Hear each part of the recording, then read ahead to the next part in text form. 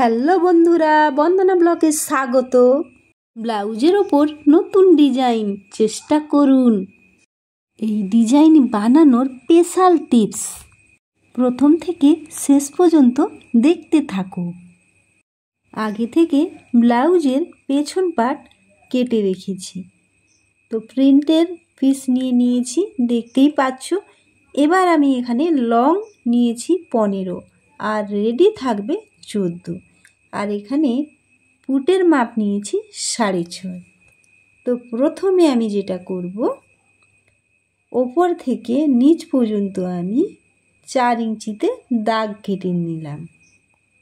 এবার আমি পুটের মাপ এখানে 3 ইঞ্চি দাগ দিয়ে দিলাম। তো নিচেও একইভাবে চওড়া আমি 3 নেব না, এখানে 3.5 নেব। তো 3.5 নেওয়ার একটা কারণ আছে, সেটা হলো হাফ ইঞ্চি বাড়ানোর জন্য গোল শেপটা একটু খোলা ভাব হবে, তো এখানে চাপের সৃষ্টি হবে না, যে কোনো সাইজের জন্য খুব সুন্দর এখানে শেপটা পড়ে যাবে।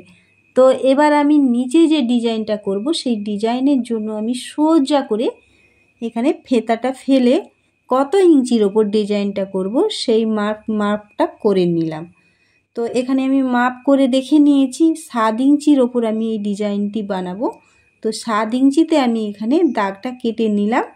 তো তারপর আমি এখানে চওড়া 3 ইঞ্চি দাগ দিয়ে দিলাম। তো 3 ইঞ্চির ওপর জাস্ট ডিজাইনটি বানিয়ে নেব। তো এই দাগটাকে তো ব্লাউজের কাপড়টি আমার দিকে ঘুরিয়ে নিলাম পজিশন মতন। এবার আমি এখানে গোল শেপ দিয়ে রাখলাম। তো এটা আমি আর কাটবো না, জাস্ট গোল শেপ দিয়ে এবার এই শেপের নিচ থেকে আমি আরও 1 ইঞ্চিতে জাস্ট দাগ কেটে নিলাম। সবাই দেখতে থাকো স্পেশাল টিপসগুলো একের পর এক, প্রথম থেকে শেষ পর্যন্ত। ডিজাইন বানানোর জন্য আমি এখানে পেস্টিং পেপার নিয়েছি। তো ব্লাউজের ওপর 7 ইঞ্চির ওপর ডিজাইন হবে, সেই একই মাপ করে এখানে আমি পেস্টিংয়ে প্রথমে দাগ মেরে নিলাম ওপর থেকে নিচ পর্যন্ত 7 ইঞ্চি। তো এবার আমি এর ডিজাইনের চওড়া নেব 3 ইঞ্চি, ওপরেও 3 ইঞ্চিতে কাটলাম দাগ, নিচ থেকেও 3 ইঞ্চিতে দাগ কেটে নিলাম। এইবার এই দাগগুলোকে স্কেল দিয়ে সোজা করে এখন টেনে নেব। আজকে যে ডিজাইনটি বানাচ্ছি, এই ডিজাইনটি একেবারে নতুন। চেষ্টা করলে আপনারাও এরকম সুন্দর ডিজাইন একটি ব্লাউজের উপর বানিয়ে নিতে পারবেন। একেবারে সিম্পল সহজভাবে ডিজাইনটি বানিয়ে দেখাচ্ছি। তো সোজা করে দাগগুলো টেনে নিয়েছি।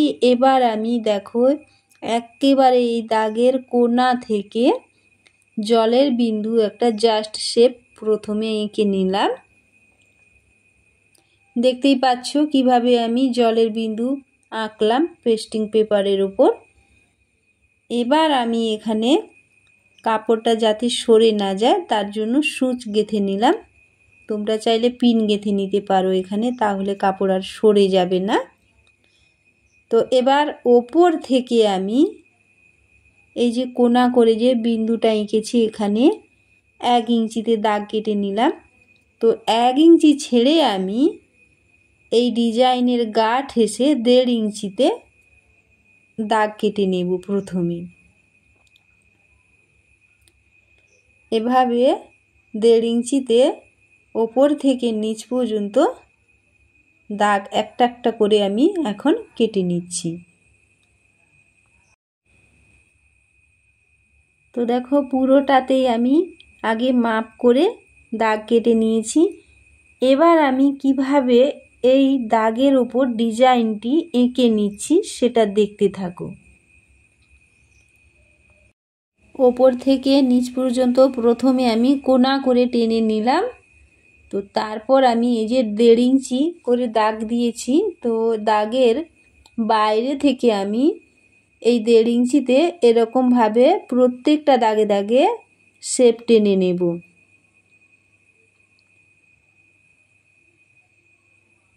সুন্দর করে প্রত্যেকটা দাগ আমি এরকম ডিজাইনের বাইরে এইভাবে দিয়ে নিচ্ছি। তো দেখো আমি এখানে পিওর কটনের ওপর এই ডিজাইন বানাচ্ছি। তো তার জন্য আমাকে এখানে পেস্টিং পেপার নিতে হয়েছে। তোমরা চাইলে ব্লাউজের যে অস্তর তার উপর এই ডিজাইন বানিয়ে নিতে পারো। তো এবার আমি দাগে দাগে পারফেক্ট কাটিং করে নেব।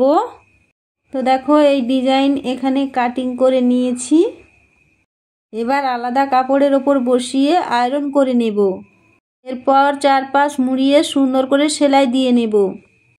তো পেস্টিংয়ের ওপর ডিজাইন রেডি করে নিয়েছি। এবার মেন ব্লাউজের কাপড়টি এভাবে সোজা করে ফেলে দিলাম। তারপর এই যে ডিজাইনটিকে এভাবে মুড়ে সমান করে ভাঁজ করে দিয়ে নিলাম।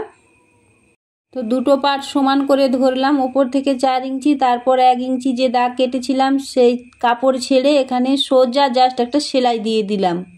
তো এবার ডিজাইনের গা ধরে সুন্দর করে সেলাই চালিয়ে নেব।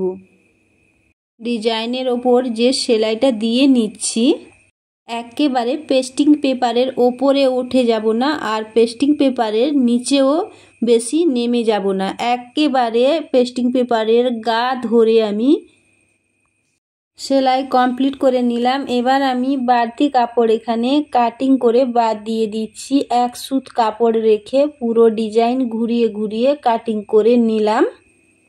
এইবার কাঁচির মাথা দিয়ে ডিজাইনের কোণগুলোতে কুচি কুচি করে কাটিং করে নেব। তো এই কুচি কুচি করে কাটিং করার সময় সেলাইয়ের ওপর যাতে কাঁচি না পড়ে সেই দিকে লক্ষ্য করে কেটে নিতে হবে। তো এবার পাল্টি করে নিচ্ছি।